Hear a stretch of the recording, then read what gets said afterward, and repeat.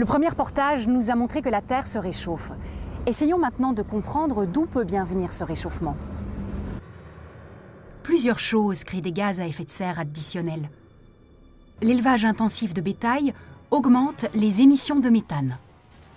L'utilisation d'engrais chimiques dans l'agriculture produit du protoxyde d'azote. Pour se chauffer et se déplacer, on utilise généralement des énergies fossiles comme le charbon, le mazout ou le gaz. Or, leur combustion produit du gaz carbonique.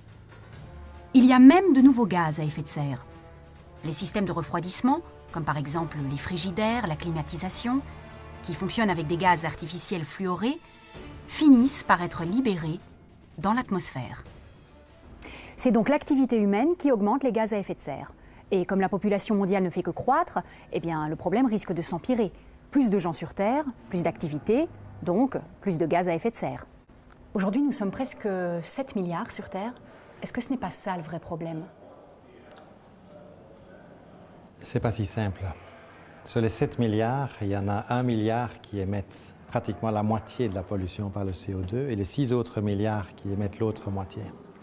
Donc, il n'y a pas que la population qui est importante, il y a aussi le niveau de consommation et de pollution par personne. Et ce niveau-là est beaucoup plus important dans les pays riches et petit à petit dans les pays émergents que dans les pays pauvres. Et est-ce que vous pensez que les pays émergents sont le danger de demain?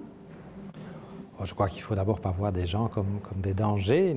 Je crois qu'il faut plutôt se rendre compte qu'avec 7 milliards de cerveaux à la surface de la Terre, il y a 7 milliards de personnes qui peuvent avoir des idées pour résoudre les problèmes qui sont là aussi. Donc je pense qu'il faut voir la population comme elle est, il faut la voir largement comme une richesse avant de la voir comme un problème. Mais c'est vrai que si tout le monde copie le mode de vie américain ou le mode de vie européen, avec des voitures, des autoroutes, une grande consommation de produits, d'électricité, que sais-je, là on va vers la catastrophe.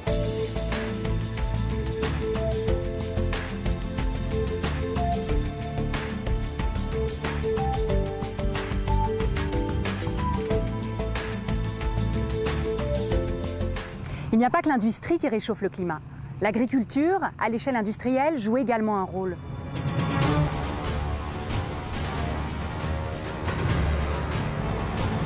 Pour augmenter la productivité et pour protéger les cultures contre les insectes, on emploie des fertilisants et des pesticides. Ceux-ci s'évaporent et se transforment en gaz à effet de serre. Ce n'est pas sans conséquence pour notre Terre. Les forêts disparaissent à vue d'œil. On n'arrête pas de couper les arbres, alors qu'ils sont utiles puisqu'ils stockent le gaz carbonique. Résultat, un réchauffement qui augmente de plus en plus.